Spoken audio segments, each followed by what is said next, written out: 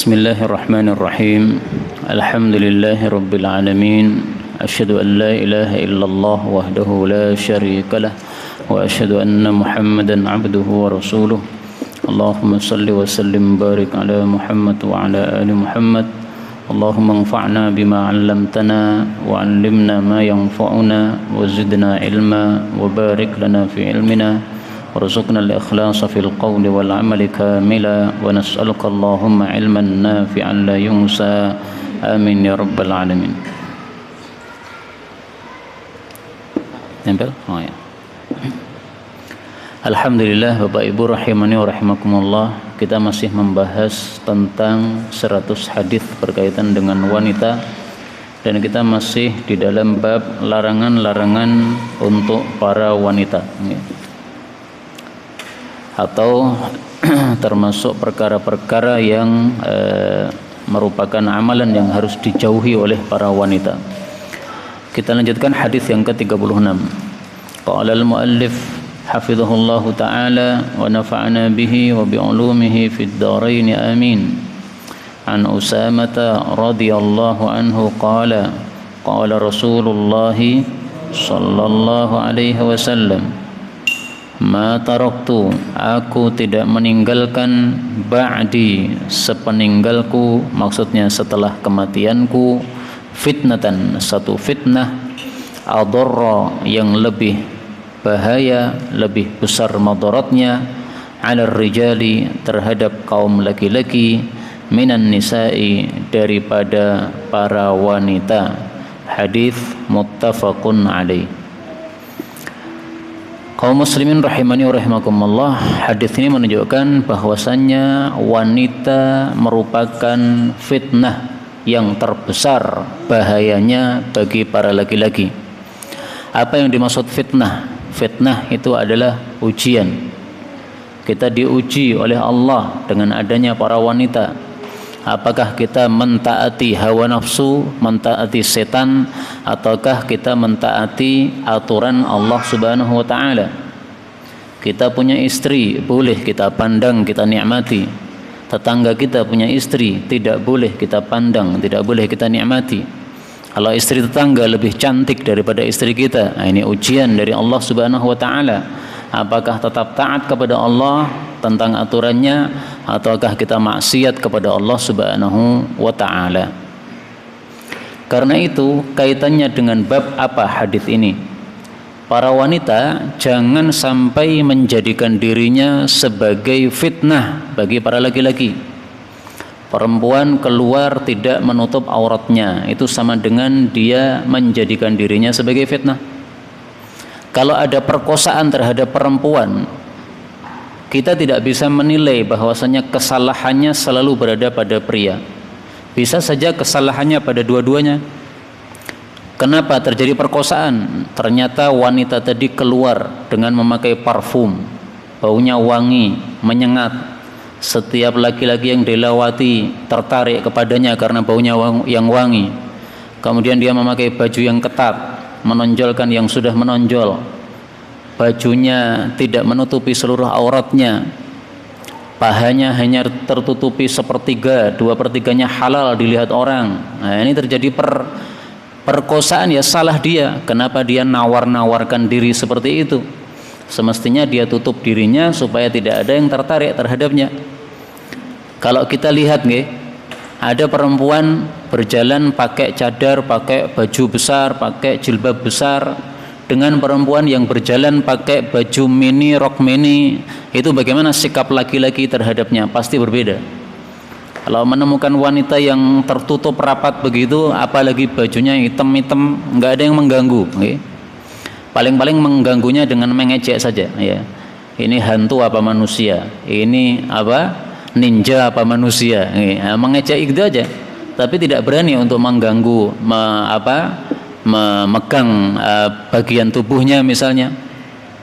Tapi kalau yang melewati tadi adalah seorang perempuan yang tidak menutup auratnya, nah ini sudah biasa orang kemudian mengganggunya. Minimal memelototinya dengan matanya, ini sudah termasuk gangguan terhadap wanita tadi.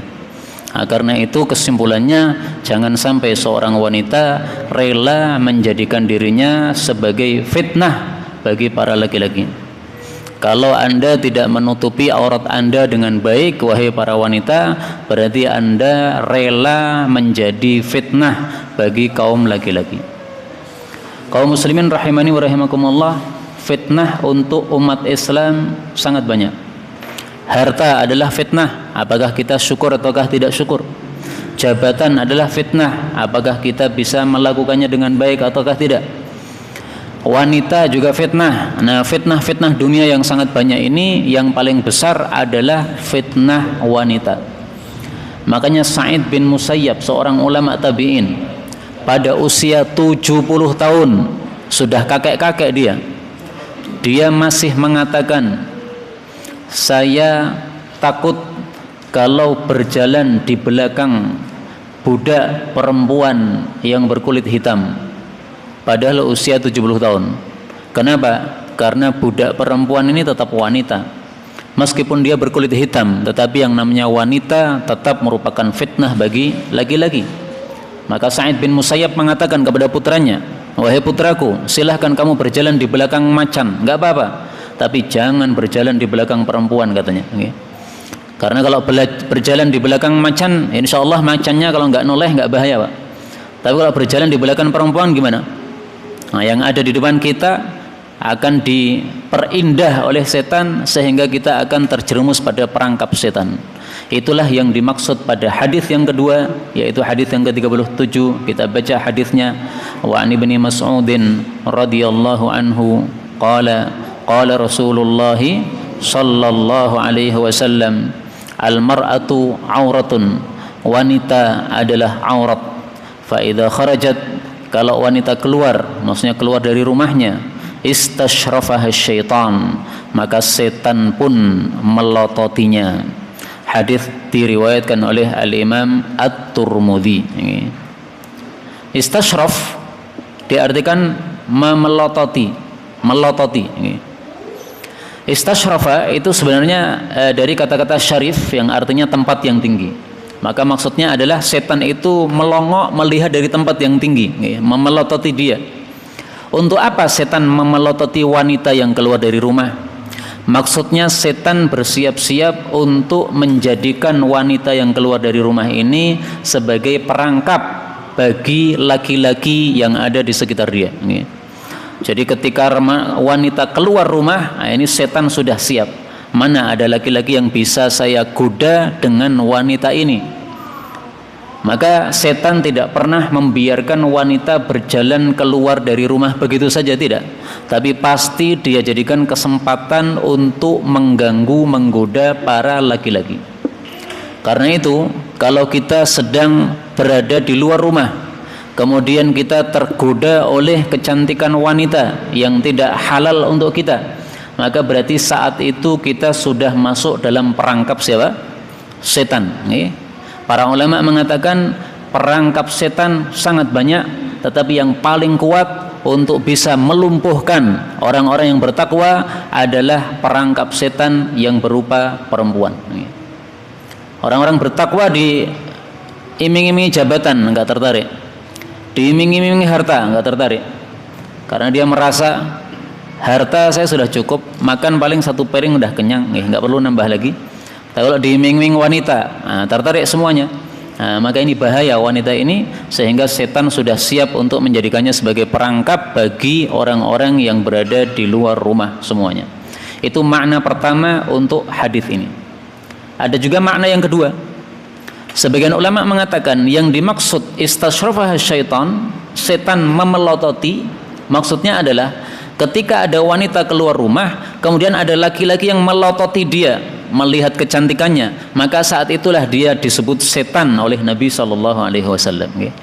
Dipelototi oleh setan, artinya dipelototi oleh laki-laki yang jiwanya seperti setan, karena dia sudah berbuat jelek, maksiat kepada Allah Subhanahu wa Ta'ala. Karena itu kita harus berhati-hati, ketika kita berada di Bangjo misalnya, depan kita wanita, kita laki-laki, sementara wanita ini tidak menutup aurat, kita di belakangnya terlihat auratnya. Nah, ini harus berhati-hati. Kalau kita tidak berhati-hati, kita jadi setan saat itu. Kapan kita jadi setan? Ketika kita melototi wanita tadi. Maka sebaiknya kita langsung maju ke depan, supaya wanita itu bukan di depan kita tapi di belakang kita. Kalau kita mau di belakang dia nggak apa-apa, tapi jangan melihat ke depan.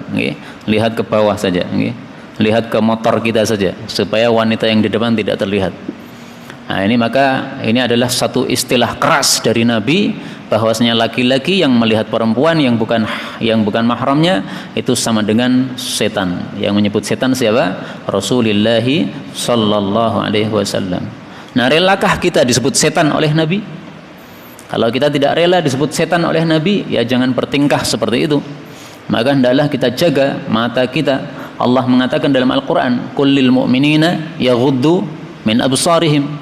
Katakanlah kepada orang-orang beriman, hendaklah mereka itu menundukkan sebagian pandangan mereka, yaitu tidak melihat kepada perempuan yang tidak dihalalkan oleh Allah Subhanahu wa taala. Baik, kita lanjutkan hadis yang ke-38.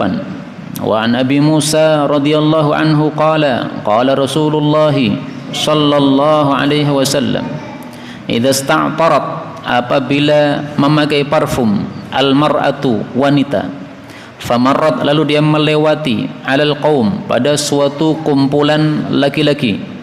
Qaum itu kumpulan laki-laki, kalau nisa itu kumpulan wanita. Liyajidu rihaha, supaya mereka mendapati bau wanginya. Fahiya, maka perempuan tadi, zaniyatun, dia adalah pelacur, kata Nabi sallallahu alaihi wasallam. Hadis diriwayatkan oleh Imam 3, derajatnya sahih. Imam 3 itu Abu Dawud, Turmudi, Nasai, itu Imam 3. Hadis ini menunjukkan bahwasanya perempuan kalau keluar rumah haram dia memakai parfum. Kalau memakai sesuatu yang hanya menghilangkan bau badan nggak apa-apa, karena dia hanya menghilangkan bau badan tetapi tidak wangi merebak baunya. Tapi kalau wanginya semerbak baunya sehingga orang laki-laki yang dilewati akan mencium bau wanginya tadi, maka ini hukumnya adalah haram. Dari mana tahu hukumnya haram? Kan di sini tidak disebutkan haram. Taunya dari istilah yang disebut oleh Nabi di sini. Wanita tadi disebut oleh Nabi pelacur. Ini menunjukkan haram. Karena melacur hukumnya apa? Haram. Memang ini bukan pelacuran yang besar yang menyebabkan orang dirajam atau dicambuk, bukan. Ini namanya pelacuran kecil. Maka zina atau melacur itu dalam Islam dibagi dua. Ada melacur yang besar yang menyebabkan orang itu akan dirajam atau dicambuk kalau melakukannya. Ada melacur yang kecil yang dia tidak sampai dicambuk atau dirajam, tetapi dosanya bukan dosa yang sepele di hadapan Allah Subhanahu wa taala. Karena itu wanita kalau mau keluar dari rumah boleh, asalkan dia memakai aturan-aturan yang ditetapkan oleh Allah dan Rasul sallallahu alaihi wasallam. Pertama, aturan yang pertama sesuai hadis sebelumnya tadi, harus menutup aurat. Kalau tidak menutup aurat, berarti dia rela menjadikan dirinya sebagai fitnah untuk kaum laki-laki. Syarat yang kedua, dia tidak boleh memakai parfum. Karena memakai parfum ini menarik perhatian para laki-laki. Dan dari sini juga diambil kesimpulan tidak boleh wanita keluar dari rumah dengan tingkah apapun yang menyebabkan laki-laki tertarik. Memang dalam hadis ini hanya disebutkan parfum saja, tetapi ini hukumnya berlaku untuk semua yang menyebabkan lelaki tertarik. Misalnya baju yang ketat, tertarik enggak laki-laki? Tertarik.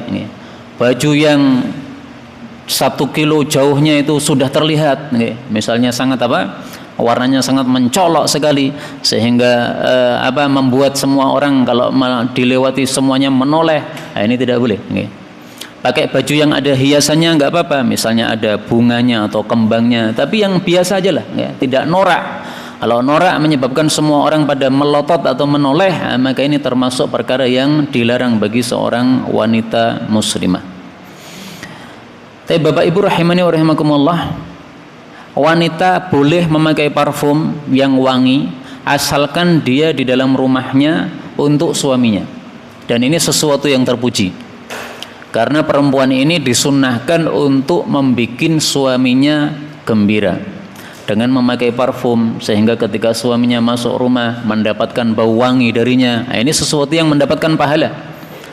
Tapi kalau mau keluar rumah, maka sisa-sisa parfum yang menempel di tubuhnya harus diusap dulu, dilepas dulu.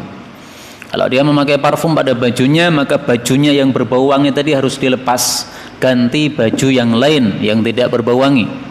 Kalau wanginya pada badannya, pada tubuhnya, karena orang Arab zaman dulu pakai wangian itu biasanya ditempelkan pada tubuhnya, minyak wanginya dioleskan pada tubuhnya. Nah, maka kalau mau keluar rumah hendaklah mandi dulu. Apa dalilnya mandi dulu? Hadis berikutnya kita baca, hadis 39. Nabi Hirrin radhiyallahu anhu qala Rasulullah sallallahu alaihi wasallam, idza apabila kharajatil mar'ah, wanita keluar, ilal masjid, menuju masjid, misalnya untuk salat isya, salat maghrib, fal taghtasil, maka hendaklah dia mandi. Mandi dari apa? Minat tayyibi, dari minyak wanginya. Kama sebagaimana taghtasil, dia mandi, minal janabah, dari sebab junub. Hadis diriwayatkan oleh Al-Imam An-Nasai. Nah, ini perhatikan sabda keras dari Nabi SAW. Mau keluar rumah wanita, sementara dia pasang parfum di badannya, mandi dulu. Mandinya bukan mandi biasa, Pak. Mandi seperti mandi junub. Dan kita tahu mandi junub itu kan dari atas sampai bawah kena semua. Dari rambutnya, dari kepalanya sampai apa? Sampai kakinya. Ini berarti bentuk mubalaghah, penyangatan dari Nabi SAW. Sebenarnya tidak harus mandinya mandi jenabah, enggak. Seandainya dia mandi hanya menghilangkan bau wanginya saja yang hanya ada pada bagian badan, tidak ada di kepalanya, sudah cukup sebenarnya. Karena inti perintah ini adalah melenyapkan bau wangi tadi, yang apabila bau wangi ini tercium oleh laki-laki di luar rumah, mereka bisa tertarik terhadapnya. Itu saja sebenarnya tujuannya. Tapi kenapa Nabi perintah supaya mandinya seperti mandi junub? Ini tiada lain penekanan, sungguh-sungguh betul-betul harus bersih dari bau wangi yang bisa tercium oleh hidung para laki-laki. Nah, maka harus diperhatikan ini, hati-hati. Karena sebagian orang itu memakai wewangian tapi nggak merasa, Pak. Misalnya molto, itu kan wangi, Pak. Nah, kalau baju perempuan dikasih molto, boleh nggak? Ya boleh saja, tapi dengan syarat ketika nanti baju dipakai jangan sampai mengeluarkan bau wangi yang tercium oleh laki-laki yang bukan suaminya. Kenapa? Nabi mengancam fahiya zaniyah, itu sudah termasuk pelacur menurut Islam, artinya dia berbuat dosa. Ini aturan Islam, kita nggak bisa mengelak, nggak bisa menolak. Namanya aturan. Sama dengan gini, Pak, di Indonesia ini kan kita sebagai rakyat ada aturan dari pemerintah, ya tidak bisa mengelak kita. Kita hidupnya di Indonesia. Misalnya aturan naik motor harus pakai helm.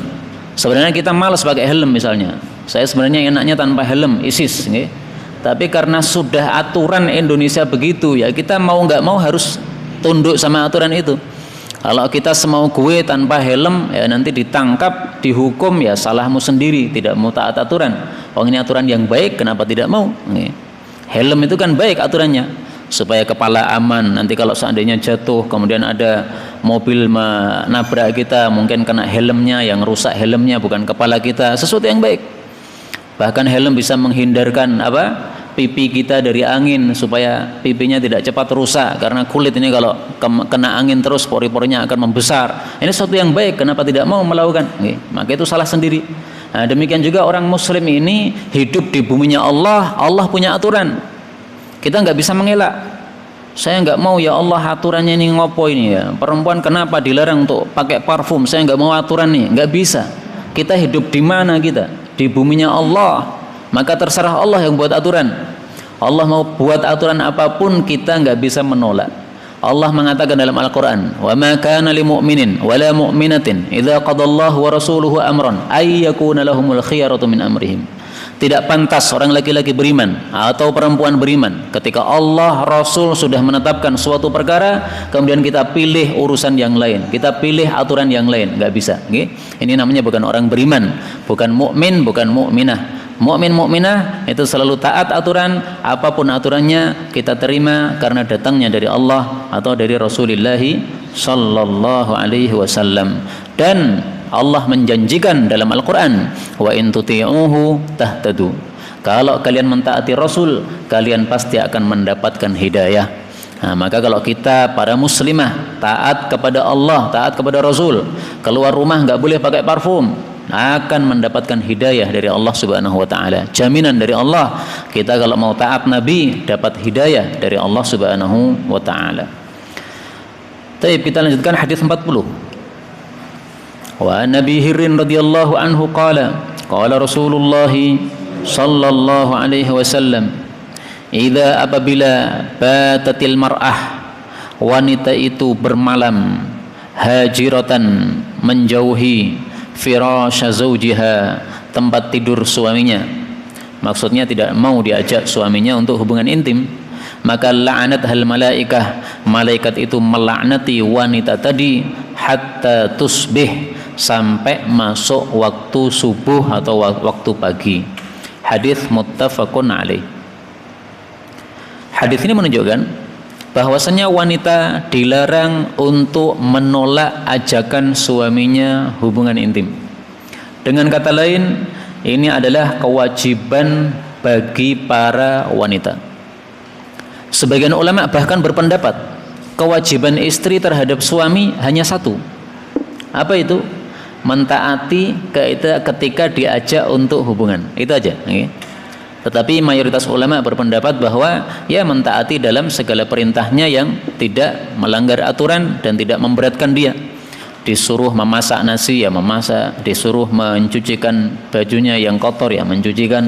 Nah, itu mayoritas para ulama. Tapi sebagian ulama berpendapat enggak, kewajibannya hanya satu aja. Pokoknya diajak hubungan harus taat. Bahkan dalam hadis yang pernah kita baca dulu, seandainya seorang wanita ini sedang berada di atas kotab, di atas pelana, dalam posisi di atas pelana kuda, maka dia diajak hubungan intim oleh suaminya, harus tinggalkan pelana tadi, harus dia ikuti ajakan suaminya. Apa yang dimaksud di atas pelana? Orang Arab zaman dulu kalau sudah hampir melahirkan anak, sudah bukaan ketiga, kelima, berapa, maka biasanya mereka ditaruh di atas pelana, duduk di atas pelana. Kenapa? Supaya keluarnya bayi lebih cepat, lebih gampang, karena posisinya posisi membuka, posisi terbuka. Nah, ini seolah-olah mubalaghah dari Nabi. Andaikan sudah bukaan kelima, diajak suaminya untuk hubungan, harus taat, meskipun tidak mungkin itu dilakukan, dan meskipun itu tidak ada suami yang melakukan seperti itu, tapi itu maksudnya takkid, penegasan dari Nabi, betul-betul tidak boleh ditolak, ini ajakan dari suami. Ada dua pembahasan. Pembahasan pertama, apakah ada pengecualian untuk hadis ini? Apakah boleh seorang wanita menolak ajakan suaminya karena suatu sebab? Maka jawabnya adalah ada pengecualian. Yaitu kalau ada uzur, maka boleh wanita tidak menerima ajakan suaminya. Misalnya sakit, sedang sakit diajak oleh suaminya, boleh aja menolak. Mohon maaf, ini lagi sakit demam, nggak bisa. Daripada nanti saya mati, mending ditunggu saya sembuh dulu. Nanti kalau sudah sembuh hubungan. Boleh menolak karena ada sebab, karena ada uzur. Pembahasan kedua, apakah hukum ini juga bisa terbalik?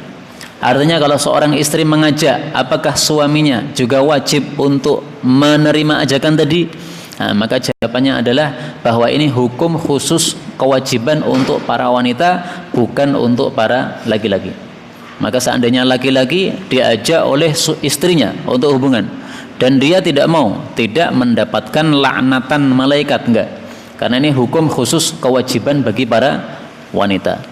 Tapi perlu diketahui bahwasanya wanita juga punya hak untuk mendapatkan nafkah batin dari suaminya ini. 4 bulan minimal harus didatangi 1 kali menurut para ulama. 4 bulan minimal harus didatangi apa? 1 kali. Kalau mampu, kalau tidak mampu ya sudah, namanya tidak mampu. Tapi kalau suami masih mampu, maka 4 bulan minimal harus didatangi 1 kali. Kalau sudah 4 bulan tidak didatangi, maka ini zalim. Ini namanya apa? Zalim. Dan istri berhak untuk mengadukan ke pengadilan, minta cerai, boleh ketika dia terzalimi seperti ini. Dari mana diketahuinya 4 bulan ini? Diketahuinya ketika seorang wanita ditinggal mati oleh suaminya. Dia diperbolehkan berkabung selama berapa? 4 bulan 10 hari. Kenapa 4 bulan 10 hari? Kekuatan wanita ditinggal oleh laki-laki ini 4 bulan 10 hari. Karena itulah Sayyidina Umar pernah bertanya kepada Hafsah, wahai Hafsah, Hafsah itu putrinya Sayyidina Umar, saya ingin bertanya, laki-laki kalau meninggalkan istrinya, itu istrinya kuat berapa lama? Maka Hafsah mengatakan, subhanallah, masalah begini engkau tanyakan kepada saya, malu, malu, ini masalah perempuan. Maka Sayyidina Umar mengatakan, kalau bukan karena maslahat umat Islam, saya enggak akan bertanya kepadamu tentang masalah ini. Maka Sayyidina Hafsah kemudian mengatakan, wahai bapakku, para wanita biasanya hanya kuat 4 bulan ditinggalkan suaminya. Karena itu sejak itu Sayyidina Umar kemudian membuat peraturan, pasukan perang yang meninggalkan kota Madinah untuk perang hanya boleh meninggalkan Madinah selama 4 bulan. Habis itu harus pulang, nanti ganti pasukan yang lain yang berangkat perang. Karena kalau lebih dari 4 bulan, ini bisa mendolimi terhadap para istri mereka. Tapi maka sekali lagi, ini hukum hanya berlaku untuk para wanita, diajak hubungan oleh suami wajib taat.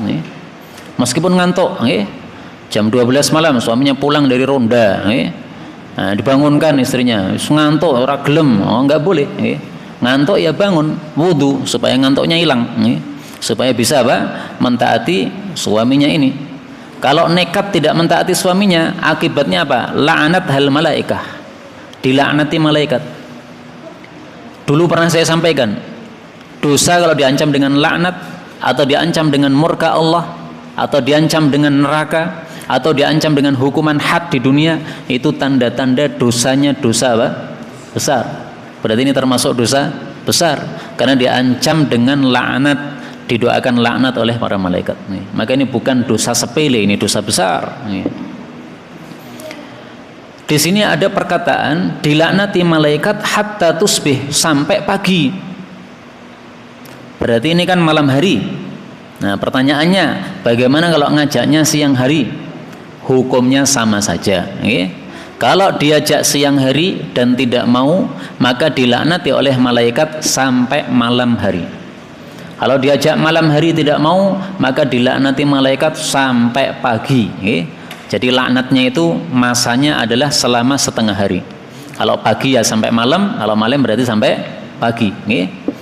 Maka ini perkataan dilaknati malaikat sampai pagi ini hanya menunjukkan bahwa biasanya hubungan itu malam hari, gitu aja. Bukan berarti membatasi ini hukum khusus untuk malam hari. Kalau siang hari boleh menolak, enggak begitu. Mau siang hari mau malam hari sama aja hukumnya, tetap tidak boleh menolak. Rasulullah Shallallahu Alaihi Wasallam pernah suatu saat bermajelis seperti ini, Pak, mungkin pengajian. Tiba-tiba Rasul masuk rumah meninggalkan pengajian. Para sahabat nggak tahu ngopo kayak Nabi melebu kayak. Setelah itu Nabi balik lagi ke majelis. Dalam keadaan habis mandi, air masih menetes dari rambutnya. Maka Rasulullah ditanya, ya Rasulullah, waqa'a syai', wahai Rasulullah, apakah terjadi sesuatu? Tiba-tiba Anda masuk rumah kemudian Anda mandi.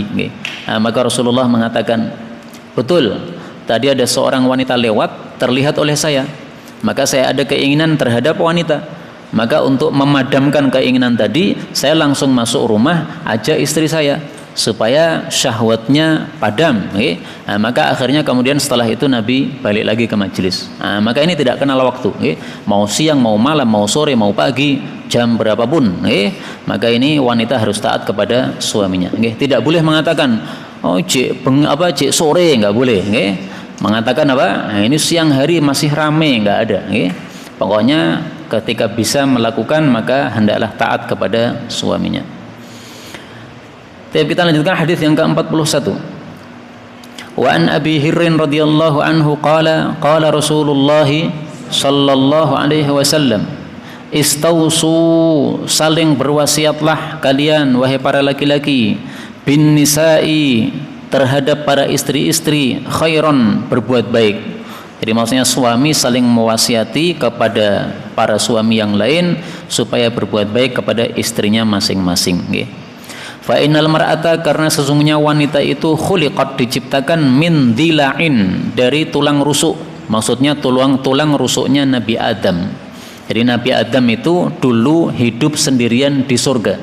Maka dia merasa kesepian, kok sendirian.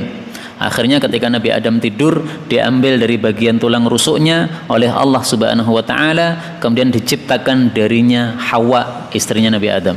Nah, maka dikatakan wanita diciptakan dari tulang rusuk. Tulang rusuknya siapa? Nabi Adam alaihi salatu wassalam. Nah, terus tulang rusuk itu sifatnya apa? Wa inna a'waja syai'in fid dila a'lah. Paling bengkoknya sesuatu yang ada pada tulang rusuk adalah bagian atasnya. Jadi kesimpulannya tulang rusuk ini bengkok. Maka karena perempuan diciptakan dari tulang rusuk, maka ada sebagian sifat-sifatnya yang bengkok. Bengkok itu maksudnya kurang baik sifatnya. Misalnya cerewet. Apakah cerewet ini baik atau tidak? Ya sebenarnya tergantung. Kalau pas waktunya ya baik. Kalau tidak pas waktunya ya tidak baik. Nah, jadi bengkok tadi. Fa in dhahabta tuqimuhu, kalau kamu itu pengen untuk meluruskan tulang rusuk tadi, kasar tahu, berarti kamu akan meretakkan atau merusakkan tulang tadi. Namanya sudah bengkok ya, harus bengkok begitu. Wa in taraktahu, kalau kamu biarkan tulang rusuk itu bengkok, lam yazal a'waj, tidak henti-hentinya dia bengkok terus. Fastausu bin nisa'i khairan, karena itu salinglah berwasiat supaya berbuat baik kepada para istri masing-masing. Hadis muttafaqun alaih. Jadi maksud hadis ini, Nabi berwasiat kepada para sahabat laki-laki supaya mereka sesama mereka saling menasihati, saling berwasiat sesama kepada istrinya, jangan terlalu keras, jangan terlalu kasar. Para laki-laki harus memaklumi seandainya ada perbuatan atau sikap dari istrinya yang tidak disenangi oleh suami. Harus dimaklumi. Kenapa? Karena memang dia diciptakan dari tulang rusuk, yang tulang rusuk itu bengkok, sehingga itu mempengaruhi terhadap sebagian sifat-sifatnya. Ada sebagian sifat yang bengkok, wajar, harus dimaklumi. Tetapi sebenarnya ini juga hukumnya berlaku juga untuk para wanita. Para wanita melihat suaminya melakukan sikap-sikap yang kurang baik, ya hendaklah memaklumi. Namanya manusia, tidak ada yang sempurna. Kalau suami memaklumi sebagian sikap istrinya yang kurang baik, dan istri juga memaklumi sebagian sikap suaminya yang kurang baik, insya Allah kehidupan rumah tangga akan tetap baik. Tapi kalau sama-sama ngitung, wah ini berbuat sekali, apalagi yang tidak baik dihitung lagi 2 kali, 3 kali, 4 kali, nggak akan bertahan lama itu keluarga tersebut. Tapi kalau saling memaafkan, saling memaklumi, insya Allah nggak ada masalah. Mohon maaf, contoh misalnya, contoh ini fakta, Pak. Fakta yang saya lihat apa? Laki-laki itu sering biasanya kalau buang angin saena edw, drot nih di depan istrinya, brot nih. Nah, ini kan sebenarnya kurang baik, Pak. Nah, ini hendaklah para istri memaklumi. Biasanya wong lanang nyet ngono kuwi, ya udahlah dimaafkan aja lah. Enggak usah terlalu dihitung-hitung, Karena kalau dihitung-hitung, wah berapa kali sudah melakukan itu. Nah, nanti bisa dituntut, wah kamu sudah 100 kali melakukan ini di hadapan saya, jadi cerai nanti. Udahlah dimaklumi aja lah, pura-pura nggak dengar aja lah, pura-pura apa? Nggak dengar. Atau kalau memang dengar, disetel murattal yang keras supaya nggak terdengar itu suaranya, dimaklumi aja. Nah, demikian juga para laki-laki kalau melihat seorang istrinya misalnya masak kasinan, ya biasalah kasinan, kadang-kadang naruhkan garam tidak pas, akhirnya kasinan. Nah, supaya tidak asin ya tambahi air aja lah, nah, supaya bisa dimakan itu kuahnya, ya nggak ada masalah. Jadi saling apa? Memaklumi. Hadis 42. Wa Abi Dzar radhiyallahu anhu qala Rasulullah sallallahu alaihi wasallam, innal mar'ata, sesungguhnya wanita, khuliqat, diciptakan min dila', dari tulang rusuk Nabi Adam. Fa in tuqimha, kalau kamu ingin meluruskan, jadi ingin istrinya betul-betul sempurna total, itu kasartaha, berarti kamu sudah memecahkan tulang tersebut. Yang dimaksud memecahkan tulang maksudnya sama dengan cerai. Kalau kita ingin istri kita sempurna betul-betul nggak ada kekurangan, itu sama dengan minta cerai sama istri. Karena nggak mungkin ada manusia kok sempurna betul, nggak ada, pasti ada kekurangan. Maka Rasulullah berpesan, fadariha, maka bersikaplah mudarah, yaitu bersikap lunak kepada istri, memaafkan. Fa inna fiha, karena pada istri itu ada awadan, ada kebingkokan, karena memang apa? Tercipta dari sesuatu yang bingkok. Wa bulghatan, tetapi juga ada bulghah, yaitu kecukupan, yaitu kalau kita bisa hidup bersama dia, maka itu mencukupi untuk kebutuhan hidup kita. Hadis diriwayatkan oleh Al-Imam Ad-Darimi. Hadis ini sama dengan hadis sebelumnya, ya, hanya berbeda dari sisi lafal saja. Jadi intinya kita harus memandang lawan jenis kita atau orang lain kita dengan pandangan yang adil. Ya. Kalau kita hanya melihat kekurangan istri, yang tampak pasti kekurangan saja. Tetapi sebenarnya dia punya banyak kelebihan. Demikian juga istri. Kalau melihat suami ini hanya kekurangannya saja, maka yang tampak pasti kekurangan terus. Tapi kalau dilihat kelebihannya, pasti ada juga kelebihannya. Dan ini juga berlaku untuk kehidupan yang lain-lain, tidak hanya pada suami istri saja. Seorang guru melihat muridnya yang nakal, ya. Jangan melihat nakalnya saja, negatifnya saja. Lihat positifnya, ada enggak? Ternyata ada positifnya. Dia nakal, tetapi dia pemberani. Ya. Nah, sehingga dia bisa ditugasi untuk mimpin pramuka misalnya di tempat-tempat yang pada orang tidak berani, dia berani. Nah, ada kelebihan. Nah, sehingga jangan menilai orang hanya pada kekurangannya saja. Termasuk juga sikap kita terhadap kelompok-kelompok Islam yang berbeda-beda. Sekarang ini kan umat Islam terpecah-pecah, Pak. Yang satu kelompok dengan kelompok yang lainnya kurang akur gara-gara berbeda satu masalah. Nah, itu gara-gara melihat negatifnya, tidak pernah melihat positifnya. Jangan dilihat salahnya terus, dilihat juga benarnya. Maka kita bisa bersikap adil. Misalnya nih, yang berakidah Asy'ari menganggap bahwasanya yang berakidah Salafi sesat, sementara yang berakidah Salafi menganggap yang berakidah Asy'ari sesat juga. Nah, itu gara-gara melihat sisi positifnya saja. Kenapa tidak melihat tidak melihat sisi positifnya, malah melihat sisi negatifnya saja? Kalau melihat sisi persamaannya, sebenarnya antara Asy'ari dengan Salafi itu banyak miripnya daripada bedanya. Kenapa engkau lebih memilih melihat yang bedanya, berarti menilai dengan negatif, daripada melihat yang samanya, yang itu berarti menilai positif? Saya lihat antara Asy'ari dengan Salafi bedanya sedikit sekali. Misalnya hanya dalam bab takwil sifat saja. Sifat Allah kalau menurut akidah Asy'ari ditakwil-takwil, kalau menurut akidah Salafi nggak perlu ditakwil.